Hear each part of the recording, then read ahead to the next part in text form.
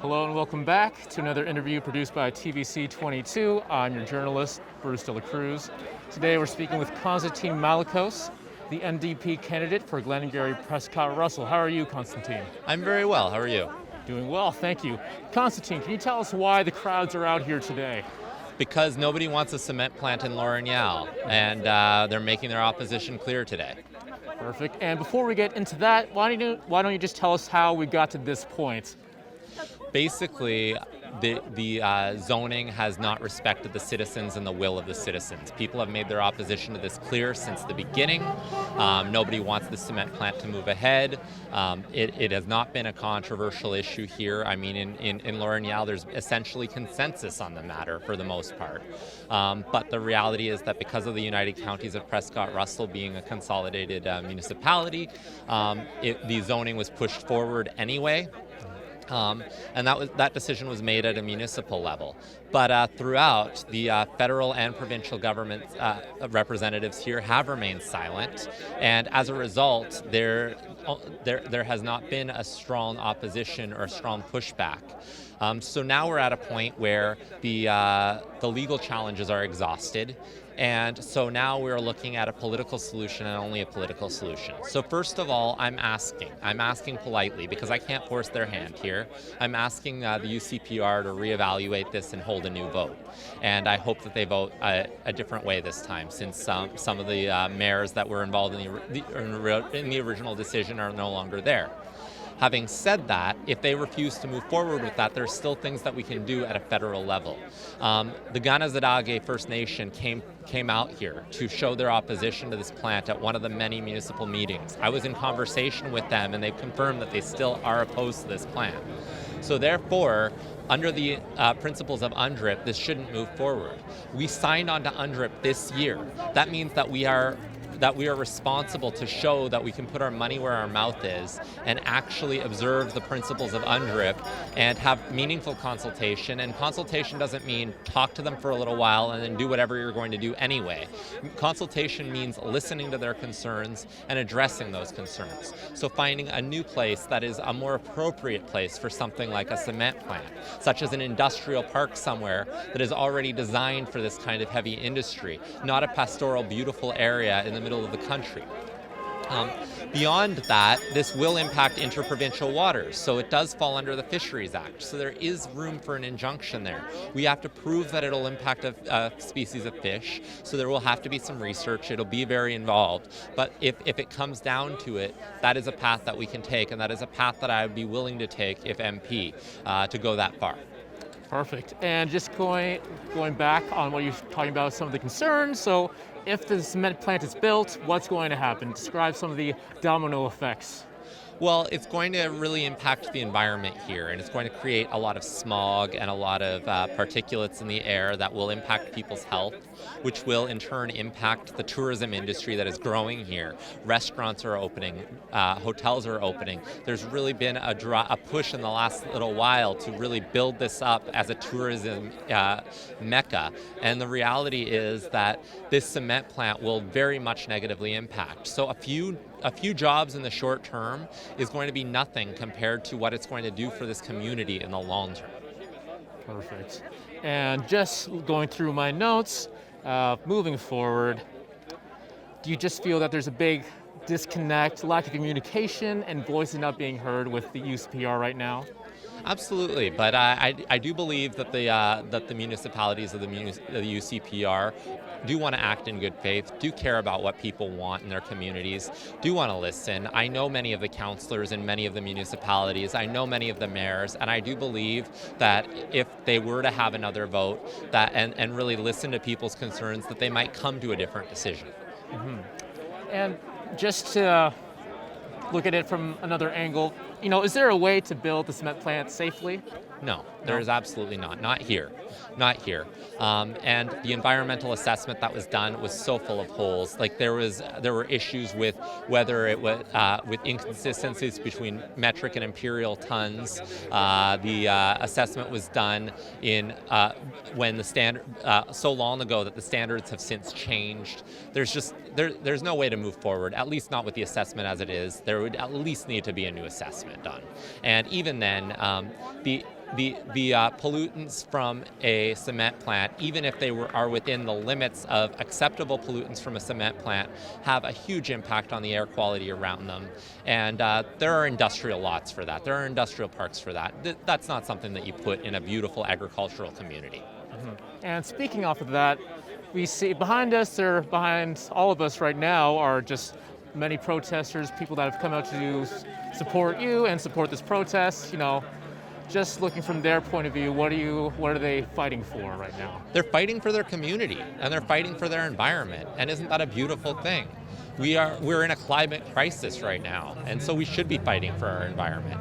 And fighting for our environment starts at home, and these people are starting at home. Perfect. And I think you did mention it before, but I do want to hear it again. So what's the next step now? The next step is for the governments to listen to us, and all levels of government need to be looking at this opposition right here and paying attention and doing something about it. Perfect. And what do you think they should be doing right now? Just the government that's here. Well, I'd like to see the municipal governments have a new vote. I'd like to see the provincial deputy make some headway with the provincial environmental assessment, and I would like to see the federal government engage in meaningful consultations with First Nations and be willing to invoke the Fisheries Act if necessary.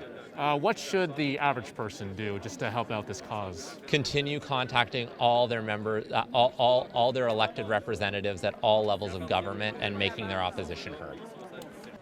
Je ne peux pas croire qu'on va permettre une compagnie de créer autant de pollution quand d'un côté on promouvoit la réduction des gaz à effet de serre, puis de l'autre côté on permet d'aller de l'avant avec de la pollution. Donc c'est comme un non-sens. Il va y avoir aussi, au niveau de la santé de la population, il pourrait y avoir des retombées sérieuses. 20 000, ça représente 20 000 voitures par jour au niveau de pollution qui va se faire dans notre région. C'est certain que cette pollution-là va être diluée puis va retomber dans la région de Montréal, va retomber dans la région de Hawkesbury. On sait les conséquences cancérigènes de tous ces métaux-là, donc c'est inacceptable. Je vais être affecté par long terme santé, je vais être affecté par la valeur de mon terrain, je vais être affecté par plusieurs choses, notamment par notre qualité de vie. We will hear the noise of the trucks, we will see the lights, the light pollution, and of course the air pollution is the biggest worry. Evidently, we'd all be affected probably by the pollutants that would be emanating from a chimney that's going to be 400 feet high, and also the noise, pollution, every manner of industrial effects would be destroying this pristine area. Au niveau environnemental, ce serait un désastre. On veut protéger notre environnement. Je pense que les preuves sont assez concrètes au niveau de l'environnement, tous les problèmes, que ce soit des inondations, que ce soit les sécheresses, les feux de forêt. Je pense que tout le monde est conscient qu'il y a un problème environnemental. On attend quoi pour protéger notre environnement, pour créer quelques postes? Il y a déjà une pénurie de main-d'œuvre. On attend quoi là, pour empêcher des pollueurs à ce niveau-là? The environment, our rural region, it's a beautiful region here in Champlain, and the environment, well, we want to keep the air clean. We already have a heavy industrial in our region. If we add a second one, it will be major disaster environment-wise. This proposed project, is going to be very damaging to the area and the environment. De réagir à ce qui se passe ici, de voir qu'on est une communauté qui dit non à cette cimenterie depuis plus de 10 ans maintenant.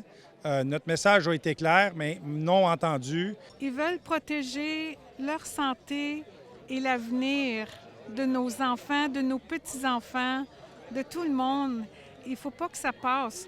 Parce que juste ici, il y a comme 30 maisons, là. Alors, on est comme un petit village. La raison principale, c'est que je suis absolument contre l'établissement d'une cimenterie dans la région comme telle. C'est un projet qui ne tient pas la route à plusieurs niveaux. Je suis le spokesperson, porte-parole pour Action Champlain depuis plus de 6 ans maintenant. Donc, ça fait longtemps qu'on parle de faire ce genre d'événement-là. Donc, je suis ici pour non seulement envoyer un message, mais de supporter et de remercier notre communauté qui nous supporte depuis le début. Personnellement, dans mon cas, une option pour moi, ça serait de partir ailleurs, de déménager tout simplement.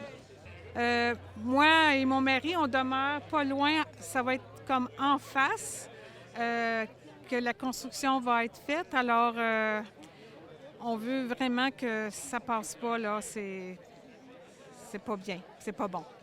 Fait qu'on est ici pour dire non à la cimenterie et dire au gouvernement, réveillez-vous, regardez qu'est-ce qui se passe ici, dans le climat qu'on vit de nos jours, et vous allouez ce genre de choses-là à se passer sur un territoire comme celui-ci, c'est insupportable. I'm glad we have a good turnout today at our protest organized by Constantine Malakos against the cement plant. It's a protest that we're doing, it's over 10 years, and we really need everyone to listen to us to say we don't want a cement plant. Independent, who's organizing, who's saying yes, their permits, the zoning change, we don't want one. The community doesn't want that. But I don't have a lot of confidence in Mr. Ford to actually move forward and do anything on this file. So we need to be able to continue moving forward. And and if elected MP, my first visit will be to the Minister of Indigenous Affairs to ask that the new Minister of Indigenous Affairs goes into consultation with the Ganasatagi First Nation. And consultation doesn't mean we talk to them for a little while and then we do what we want. It means that no means no. So we need to go into meaningful consultation with them and accept their no as a no. And barring that, if we have to go all the way to an injunction through the Fisheries Act, as this does touch interprovincial waters. We cannot let this go. We need to move. We need an MP willing to fight, and I want to do that.